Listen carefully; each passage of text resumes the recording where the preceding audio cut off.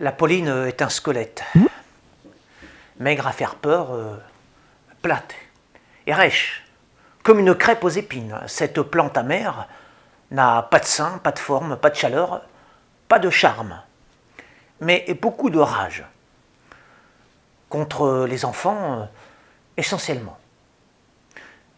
Son rêve le plus cher serait de noyer lentement le fils de sa voisine dans la Sarthe boueuse et malodorante.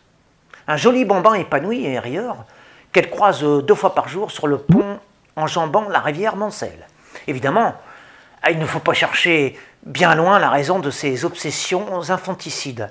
Son ventre stérile, n'ayant jamais rien offert de beau au monde, elle jalouse le bonheur des autres femmes, crevant d'envie d'ensevelir leurs fruits dans la fange. Ne trouvant la force de sourire hypocritement aux mères honnêtes qu'à travers ces ignobles idées de meurtre. Classique, mais là où elle est surprenante, la Pauline, c'est sur l'objet de ses furies sexuelles, mal dissimulées.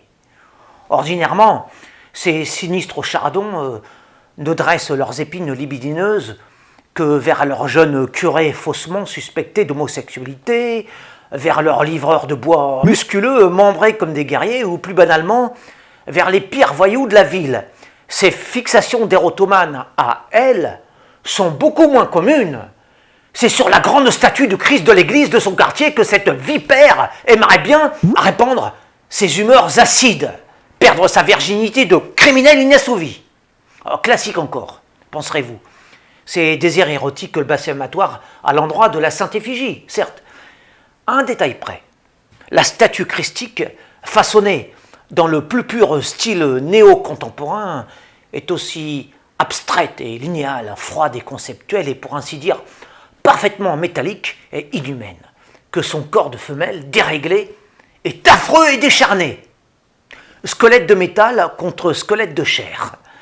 S'imaginant chevaucher cette masculinité de fer et de chimère, étrange conception phallique qui l'a fait fantasmer jusqu'au délire, elle bave d'envie tous les soirs à 17h face à son Christ rédempteur, en caressant avec une coupable fébrilité son missel dont le portrait de Benoît XVI, servant de marque-page, a été sournoisement remplacé par la représentation outrancière d'un énorme phallus.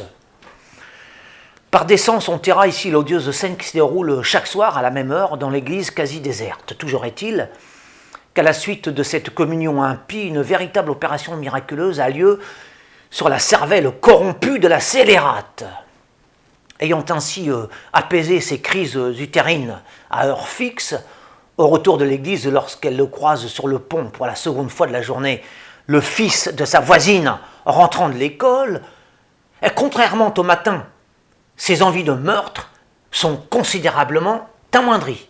C'est ainsi que l'enfant, sans le savoir, a pu survivre aux envies d'assassinat de la Pauline grâce à l'œuvre d'un génial artiste qui a pu, sans le savoir, lui non plus, canaliser la rage sexuelle de cette folle bigote obsédée par son Christ d'acier.